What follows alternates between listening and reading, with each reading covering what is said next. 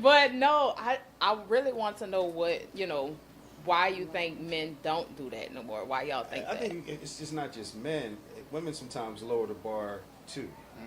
Because if you're allowing him to come over, Netflix and chill, then you're saying it's all right. That's all So you right. got to have high expectation or have a high bar and say, this is, I need to be courted. The communicating, because some people are like, well, and then sometimes some women view men who want to bring the flowers, court, oh, he's soft, he's a simp. That's Yeah, right. so You it's got like, names for us. yeah, so when you do those things, You know? you corny, goofball. This dude's a goofball. He tried to, bring me flowers, open my door for me. I can open my own door. You hear this whole thing. It's like, man, how now you can't have it both ways. Now you say you want to support you, but he's like, no, I don't need. I got my own money. I don't need that. I don't need a man. Right. And that's part of the discussion too. Look, I Big actually one. had, but look, good thing you had brought that up. I don't need a man. Yeah. That was my first podcast. Mhm. But let me tell you something about that. And I really feel like, and I'm not saying men don't have feelings, but my podcast is not biased. That's why I say it's for men and women, for us to learn from each other. But the thing is that I feel like a lot of women, because I sat there and before I did this podcast, I sat there and I thought about it. I said, why do women say that they don't need a man no more? I had to think about it, and then I be hearing my friends say, oh, I don't need a man, but I do want to get married. But I listened to that, and I had to really sit there and think about why I used to say it too, because I used to say it too.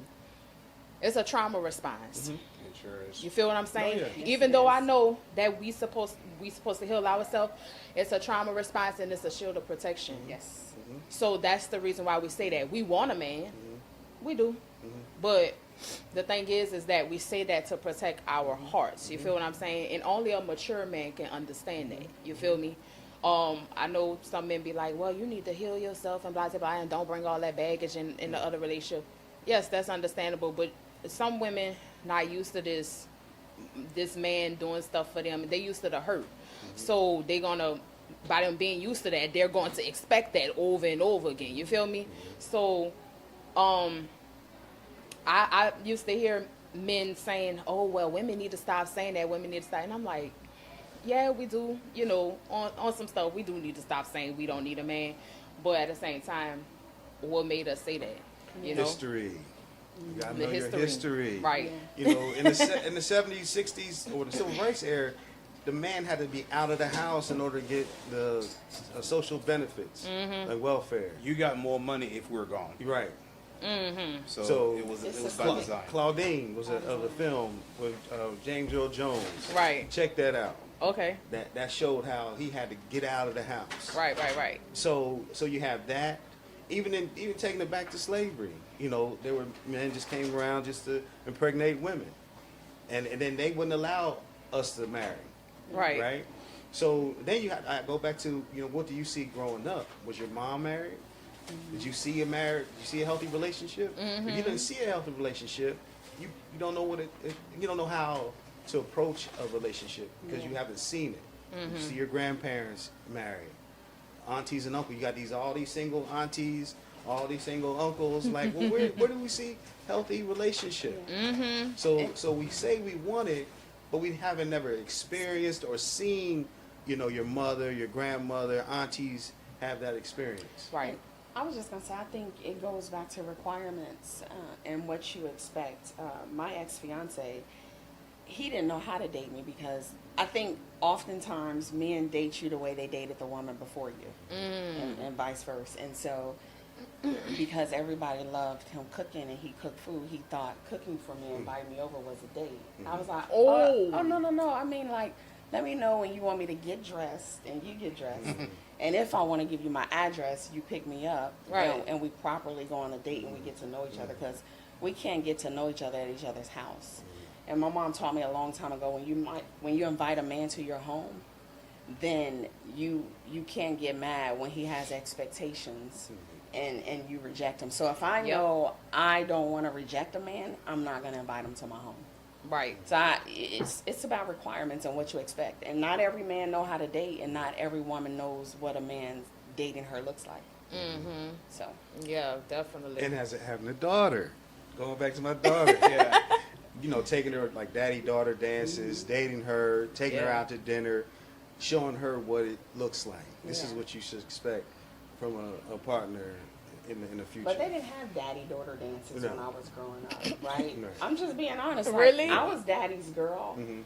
but I don't recall my daddy taking me on dates, Mm-hmm. but I recall my daddy protecting me as my father. Yeah. And I just had a different expectation of my dad. I was just happy that I grew up with my dad, right? So I don't know if I necessarily seen him dating my mom, but I seen him take care of 5 kids and my mom, right? So my perspective of what I required, it came from just what I wanted, you know. So You had one-on-one time, no? I can't even really recall because Okay. too many kids to have one-on-one time, Okay. you know. But I seen my mom. I grew up with my mom and father married, although they separated my second year in college. But sometimes you saw you him don't. step up. And Not only that, but I seen other family members that were married too. Yeah, yeah. That so I seen an image Right. of Yeah. healthy relationships. Right. Right. But I didn't have the daddy-daughter dance and things like that. But daddy was at my track meets. You Right, know what I right. mean? Yeah, Present. exactly. He showed Being up. He was present. present. But yeah. I seen enough examples Right. in life, live experiences to know what I should expect and what I would want.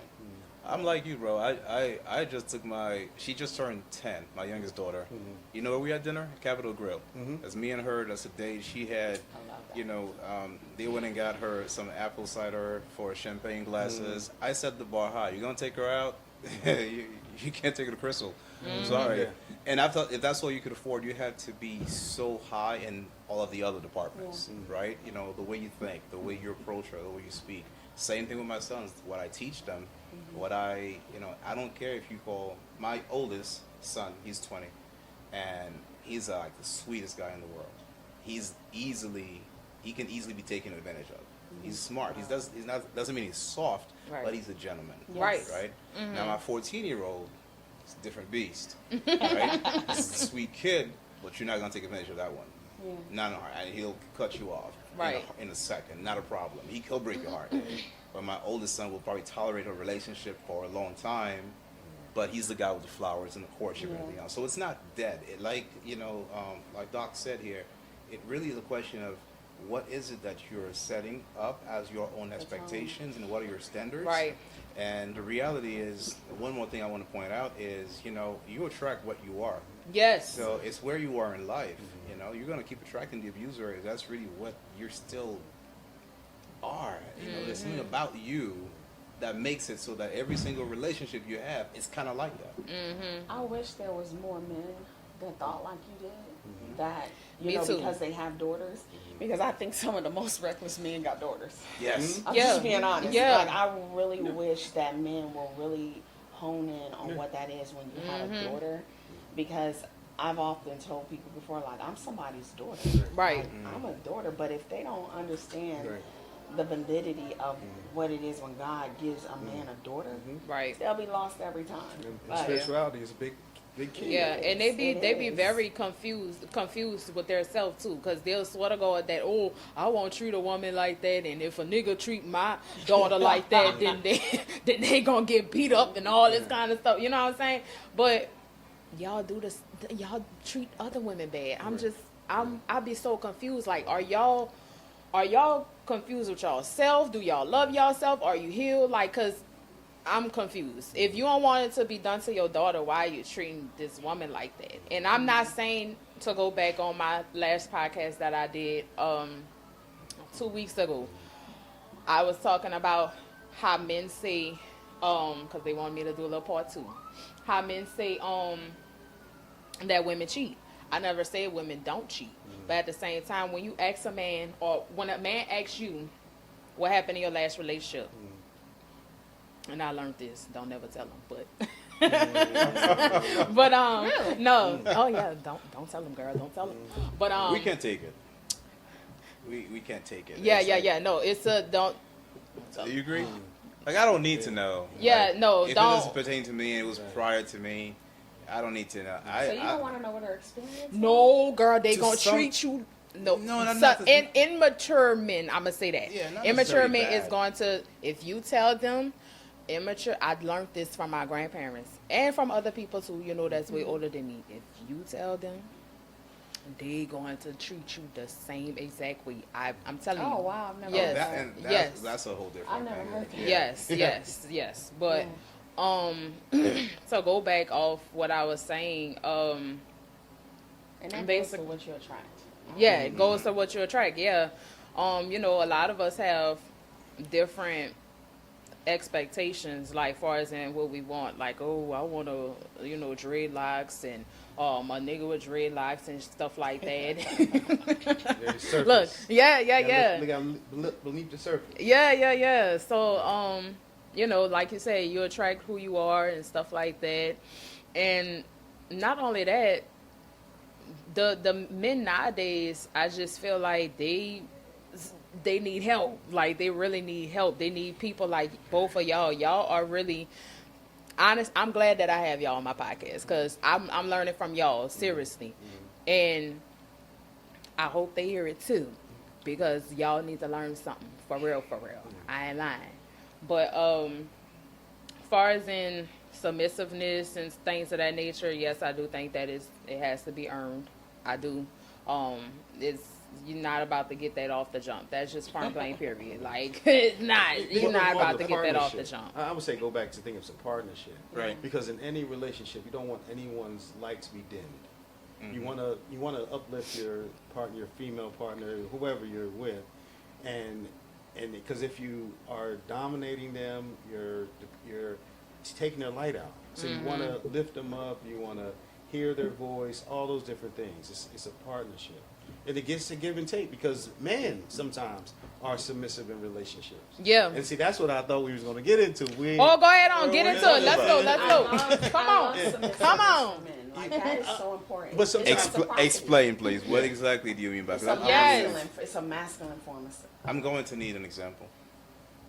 'Cause- The biggest, to me, the biggest form of submissiveness is respect. okay. Like, Okay, so stuff I'm already doing. Yeah. I guess it's, well, it's a terminology. I think it's important for you to understand what my desires are and what Yeah, what I absolutely. need, right? Yeah. There's nothing worse than you dating me, and because the last girl liked hot tamales, you go get her hot tamales, and I like Snickers. Right. So if you learn me and you study me and you value me and what I love and what I desire, then you show up with a Snickers, and I'm like, oh my God, you just did it for me. And I Yeah. think so. It's the submissiveness from a woman and a man is the same but different. Ours is more in a feminine way, and yours is more in a masculine way. You know what I mean? So explain how submissiveness is in a masculine way. Explain. Like for me, for example, in me and my wife, we lived in different places. We lived in Cleveland, Ohio. We lived in Pennsylvania. We lived in West Virginia. When we moved here to Georgia, now it was her sort of leading that move. When we moved, she moved to Cleveland to follow me to West Virginia to Pennsylvania. So I was able to submit to say, hey, we need to move to Georgia, because this is where her family was. Her sister was going through some things. So, and then even, making some decisions, I said, okay, she can take the lead on this one. She has some more expertise, or She was stronger in that department. area. Yeah. So, okay. So sometimes I can be submissive in that form, but sometimes we can't. You don't want to lose your light. You don't want Right. to lose who you are in just trying to make this other person happy. Because that's what happens in a lot of relationships. You being submissive, and then your dreams get deferred. Your dreams, you're like, well, I always wanted to do this, but he didn't want me to do it, blah, blah, blah. So you have to figure out boundaries of things you want and what your partner wants, so that you both can have some, both shine. You Right. both want to shine and elevate. I guess what I'm having trouble with is the masculine. word. No, the word submissiveness itself. Maybe it's maybe it's just I'm getting hung up on overthinking it, because maybe you're relinquishing the lead in certain aspects. Because 9 out of 10 times, I don't even care what we do. Choose. We're in Georgia. I'm like you. Yeah. I'm here not because I wanted to be here. Really, I'll give you an example. Totally impulsiveness. But I hope she doesn't watch this shit, because she was just like, we should move here. I was like, all right. I'll give you an example. you know, we're going on a date, and I want to do the date. I want to take you on a date. I want to pay for it. I want to lay out the clothes I want you to wear. We show up. I have a driver come for us, and you submit to that. Absolutely. I don't even know if I That's followed what that. it is. I'm like, Yeah. I don't care about any of that. Yeah. Sure, whatever. Yeah, so Just you don't already did just it, don't make me yeah. look clownish with whatever you picked out. But then you know me. You would never Correct. do that. Yeah, so that's what it you know is, what yeah. makes me look better. But let's Right. talk about the headstrong woman, what they call the alpha female. I've been considered that many times. I don't necessarily agree with it, but we have this, we have this whole alpha female and submitting and submissiveness, and I think some of it sometimes comes down to dating according to what you can accommodate. I think oftentimes people, for a lack of better words, they'll date up to bring you down. So they'll try to break you so you fit the expectation of what they can't rise to. Wow. You understand what Yeah. I'm saying? So I think that's where the ball gets dropped to when it comes to submissiveness and what they consider the alpha female or the woman that looks like she's completely in charge of her life. And it goes back to what you said. It's not that we won't allow you to lead or we won't submit, Right. but it has to make sense. Yeah. Right? Yeah, It's not that I love the whole mere essence of man. I love the reason why God created man. However, you got to make sense in my life. Yeah. Right. You can't come and dim my light. I Yeah. can't be going 80 miles per hour and I got to go back to 25 just so you can catch up with me. Makes sense. Makes sense. Yeah. Yeah. Definitely. And you can't submit to a person who keep on doing the same shit over and over again. Correct. You know, and That's a hurting you fool. and stuff. Yeah, that's definitely a fool. Yeah. Because guess what? If you keep on going back to the same person over and over again, they just going to continue to treat you the way that they treat you. You know, and then what you gonna continue to be submissive to them? Right. Like, you Right. feel what I'm saying? Yeah. But that goes to show you, like, some women are weak-minded. But this another question that I do have, and I'm not saying this is, well, I feel like it is an excuse. A lot of, I'm gonna probably say narcissistic men. A lot of, oh look, I had it too. A lot of narcissistic men try to use this excuse, I guess, just to control a woman's mind, saying, oh, you must ain't have a daddy in your life and stuff like that. You feel me? They be trying to do that. So, how do you guys feel about that? Like, It's weaponizing your trauma Yeah. or your experiences, childhood experiences, or things that might have happened in your past. right. So then they'll use, like, you didn't have your father in your life as a weapon. So this is why I need to do X, Makes Y, or sense. Z. But sometimes it's Manipulation. cultural. Yeah. It's the education and also like emotional intelligence. Right. One person may have. So that's something we have to take into consideration too. Because I thought we were going to get to, my man's from Haiti. So I was going to say, is it a cultural piece where some, folks in different places, it's machismo in Hispanic communities, or is this man is just on top? No, there's no women. There's no women leading. Right, they don't have a voice. A voice in some places Right. in culture. So that's another layer too that we have to look at in this dynamic of submissiveness. Like, well, this is just part of. I've always seen this. This is in the DNA of the country or the people. So it's like, hey, Yeah. this is what it is. What it is. Yeah, yeah. I mean, I think it's an overused term, a word. If you ask me, narcissism. It's just like everyone uses it. Yeah. I've been called narcissism. I was like, wait, what do you even mean? Yeah, they overuse it. Yeah. So it's so overused that it's just it loses its potency. You know what I mean? So you have to first understand what it is and experience right. it. You have to experience it too in order to Right. know. So Know how to recognize it, know what it is, Yeah. and then don't attach that label to people who are not that. They could be addressing something else, and maybe they have a point. right. But absolutely no one should use your hurt or your trauma to, they shouldn't weaponize it against you. Right, definitely. What you think, Doc? About narcissists? Yeah, all of this. But narcissists too. Like I say, I dealt with it before. And it took time for me to really heal. Yeah. Narcissistic abuse is real. You feel me? Yeah, I agree. I agree that it's overused. I've recently experienced it. It's draining. It's Oh, draining. girl, I thought, strong Virgo that I am, I could never be manipulated.